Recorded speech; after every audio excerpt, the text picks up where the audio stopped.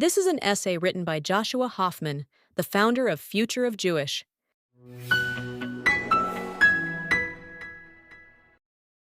For generations, the political left has stood, proudly and often righteously, as a defender of marginalized communities. It has championed the rights of the poor, the abused, the racial and ethnic minorities excluded from representation. It has fought for safe employment conditions, equal opportunity, representation, and dignity for all. And yet, when it comes to the Jews, arguably the most successful minority in modern history, the left doesn't celebrate. It doesn't ask how this tiny, battered people rebuilt ourselves after near annihilation. It doesn't seek to understand what lessons might be applied to uplift other communities. Instead, far too often, it resents us, distrusts us, and villainizes us. This is a catastrophic moral failure.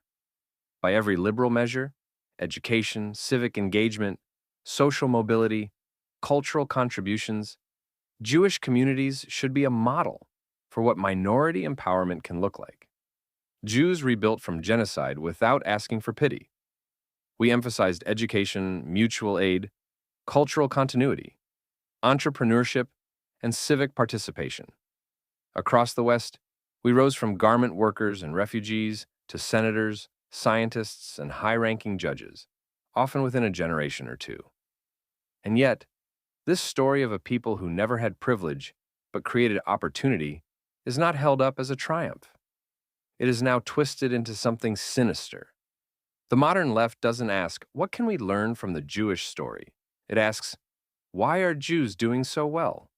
And who must they be hurting to get there? This is not justice. It's jealousy, disguised as ideology. And it leads to a dark, disturbing question. Does the left actually want to see minorities succeed? Or has it grown too attached to eternal victimhood? Sometimes it feels like success is the real sin, not oppression, but overcoming it. Like the moment a minority rises, they are no longer worthy of compassion. Instead, they must be brought back down, recast as oppressors, so they can fit back into a narrative of victimhood that the left knows how to manipulate. Nowhere is this failure more glaring than in conversations about Israel. There was a time, not that long ago, when the left embraced Israel. In its early decades, Israel was seen as a symbol of resilience, a scrappy underdog rising from the ashes of genocide and surrounded by hostile regimes bent on its destruction. Kibbutz, collective farms, and socialist ideals dominated the landscape. Jewish refugees from Europe and the Middle East poured in by the hundreds of thousands, building a democracy from nothing, often while fighting for their survival. This was the Israel admired by Martin Luther King Jr., supported by labor unions, and celebrated by the left as a rare success story of post-colonial self-determination. But something changed. As Israel grew stronger, more prosperous, and more capable of defending itself, it lost its status as a victim in the eyes of the left. And in today's moral economy, strength is a sin, and success is suspect. The moment Israel became undefeatable, it became harder for liberals to sympathize. Israel didn't change its core values, but it changed its position in the power hierarchy. And for the modern left, that's all that matters. Instead of asking how a tiny country surrounded by enemies managed to build a thriving liberal democracy with a diverse population and world-changing innovation, the left now sees only its military strength, its tech sector, its economic power, and concludes, wrongly and lazily, that it must be an oppressor. But this is a dangerous moral framework, one that punishes survival and sanctifies weakness.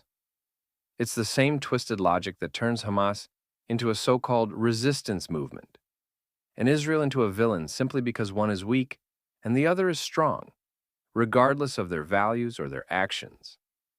Israel did not arise from conquest. It rose from catastrophe. It was built not by colonizers, but by Holocaust survivors, pogrom refugees, and Jews expelled from Arab lands. It is the only country in the Middle East where LGBTQ+ rights are protected, Women serve at the highest levels of government, and minorities vote freely. The hypocrisy runs deeper still. The left proudly defends the rights of indigenous peoples around the world to preserve their identity and pursue self-determination. Kurds, Palestinians, Armenians, Tibetans. Their nationalist aspirations are framed as noble. But Jewish nationalism? That alone is labeled colonialism. The Jewish people are indigenous to the land of Israel. Our language, culture, and sacred texts were born there. Our exiles were not migrations, they were expulsions. Our return is not conquest, it is homecoming. If the left cannot recognize this, it is not being anti-nationalist, it is being selectively anti-Jewish. The Jewish people are indigenous to the land of Israel. Our language, culture, and sacred texts were born there. Our exiles were not migrations, they were expulsions.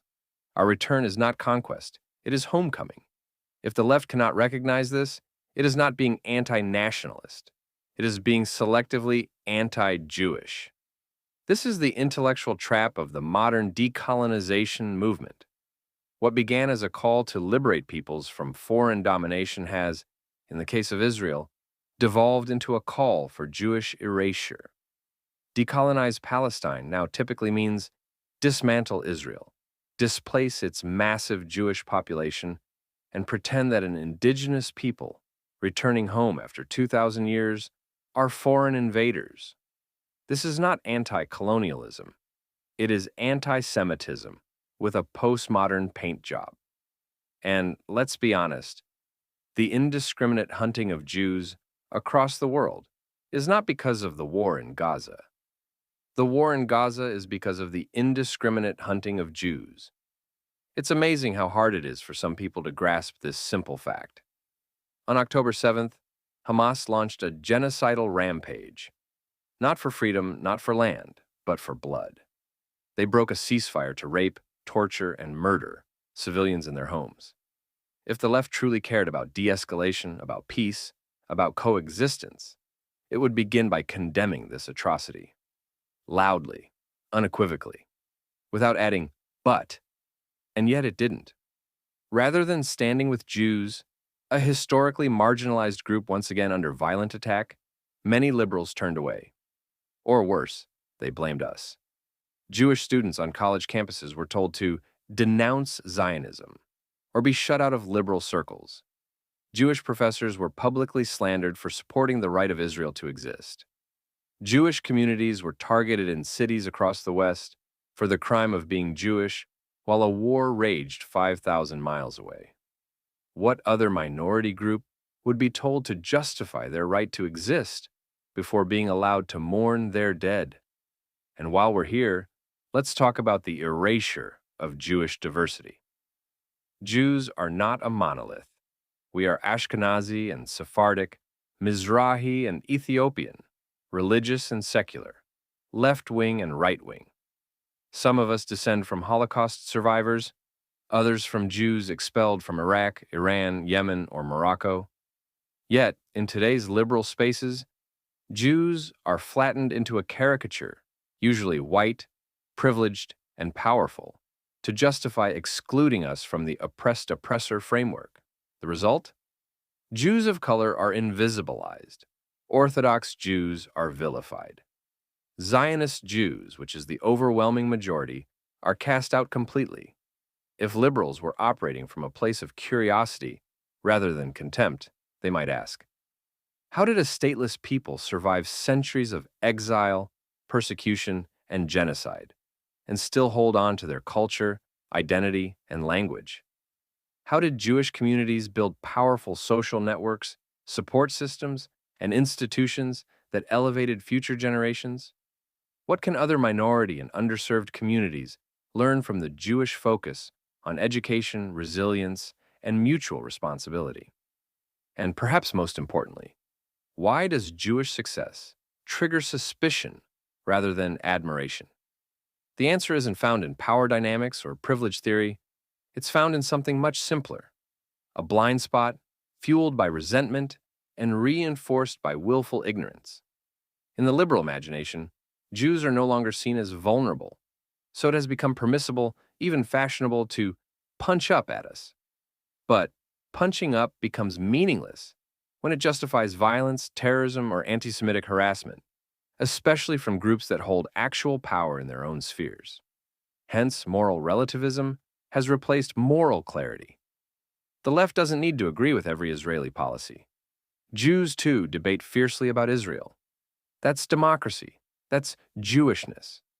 But to reduce Jews or the Jewish state to a symbol of oppression is to erase everything that came before: the ghettos, the inquisitions, the gas chambers, the expelled communities, the hunted families, the graves.